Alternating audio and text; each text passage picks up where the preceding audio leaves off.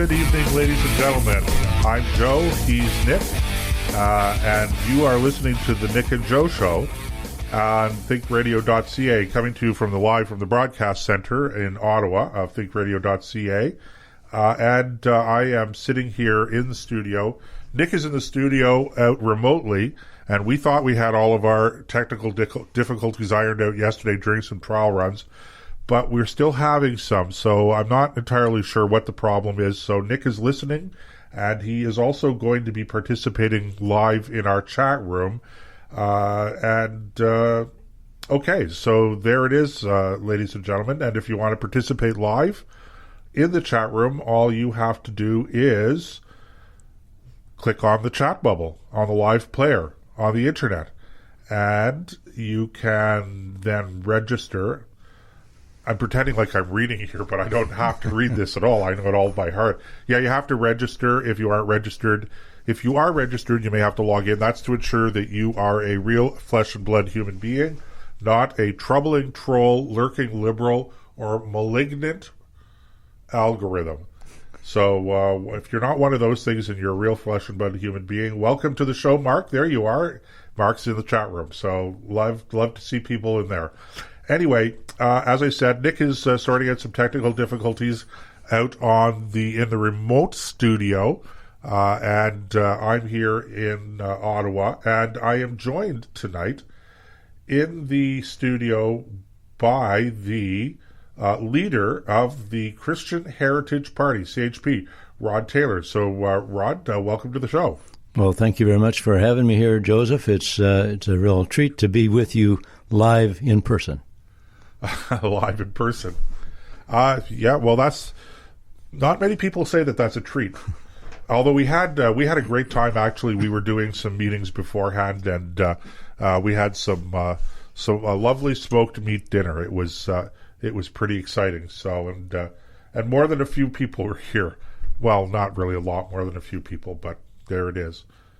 So, and just I apologize, ladies and gentlemen, I have to cut in here every now and then. It's going to sound a little outside of the normal, but Nick is talking to me. You can't hear him over the broadcast unless he's doing something on the radio show, terrestrial radio, that I'm not aware of. But Nick, I just want you to know that I can hear you in my earpiece, so it's you're coming through. You're just not broadcasting over the broadcast over the network for some reason. Your voice is not feeding in. But I will. So if I bring up CHCR radio, I will listen. I will hear you through the broadcast, but it will be delayed. So, okay. So just bear with me. I'll get to that in a second. First, I just want to do a proper introduction here. So Rod, as I said, is the national leader of the Christian Heritage Party, or CHP. The CHP is, as I say, a national political party here in Canada. It's not a new party. It's been around for, Rod, how long? About 35 years. 35 years. So it's a mature political party. Coast to coast. You don't always run candidates in every riding, but lots of political parties don't. But you guys have been around for a while. It's not a new entity. Yeah, we first ran candidates in 1988, and we've run candidates in every election since then. We offer our platform of life, family, and freedom. So we're a socially conservative party, and it was formed in 1986 because MPs in the mainstream parties had let down some of their supporters once they got elected. Once some of the SOCONs had helped them get elected, they found that these MPs didn't necessarily represent them well in Parliament. They tended to fall into party discipline and the control of the party whips and so on. So that's how the CHP came to be back in 1986. Okay. As I said, we're usually a lot more professional than this, but I have playing in the background in my earpiece now the stream that Nick was suggesting that I do. And there is a Yeah, it's too much of a delay, Nick. I'm sorry. I know you can hear me, but I'm going to have to. I'm not going to be able to do it. It's too confusing for me. So, anyway, there it is. I apologize for those of you who want to hear Nick's personal voice. Unfortunately, you're going to just have to live with him in the chat room tonight. It looks like, but that's okay. Not a problem. So, how long have you been the leader of the party, Ron? Well, I became leader in 2014, November of 2014. I served as the deputy leader for 5.5 years before that, and I've been a candidate every election since 2004. Served also as executive director, BC president, so I've been in a bunch of different roles. But, of course, this is a real privilege to serve in this way as national leader, and we're busy right now, as you're probably going to get to that point, but we're busy right now training candidates, selecting and training candidates for the upcoming election, whenever that may be. So when do you guys expect an election?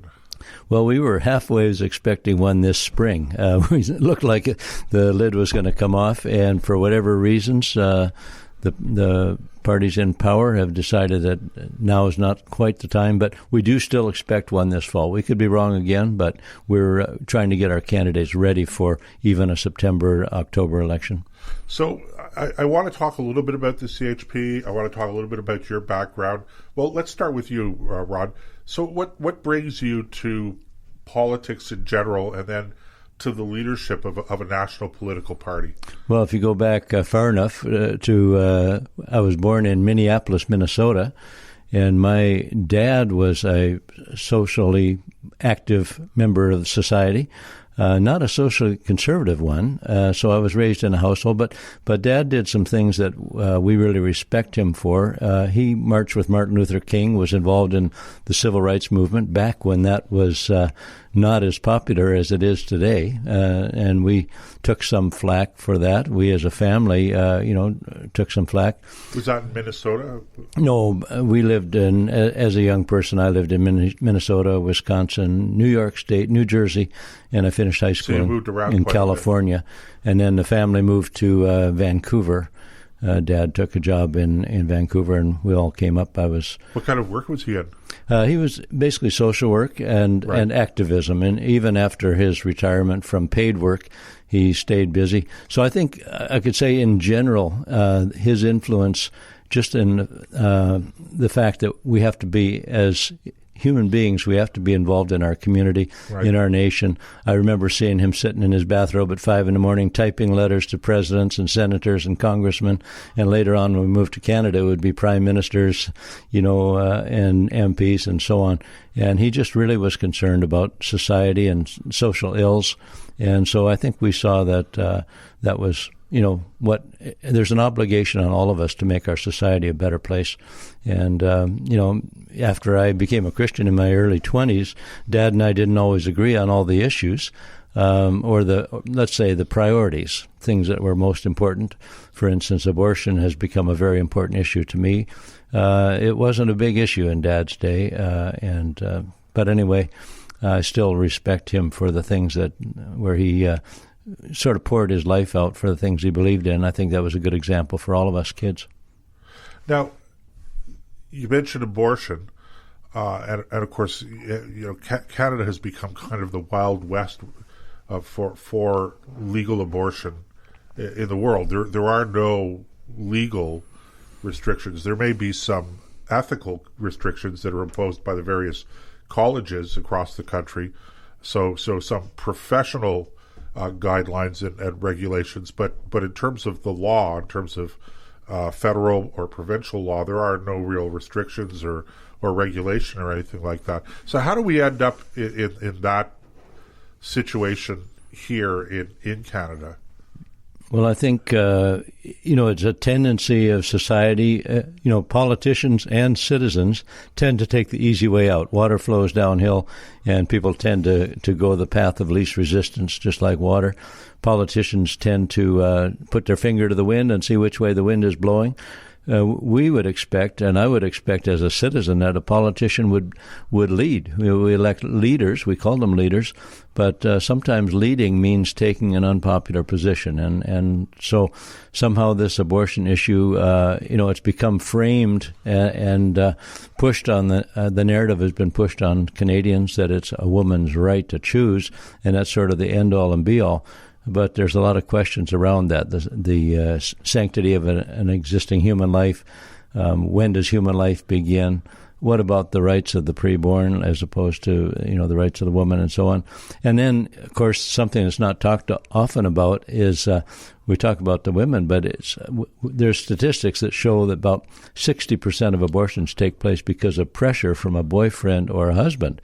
So then it's not really a woman's free and informed choice. And now, of course, there's money involved as well. Abortion clinics, there's people that make their living killing, which is an oxymoron. But anyway, we want to stand up and say, no, every human life has value, and we want to help women to make better choices that they won't have to live to regret. Now, I understand that for whatever reason that this has become a controversial topic in Canada, but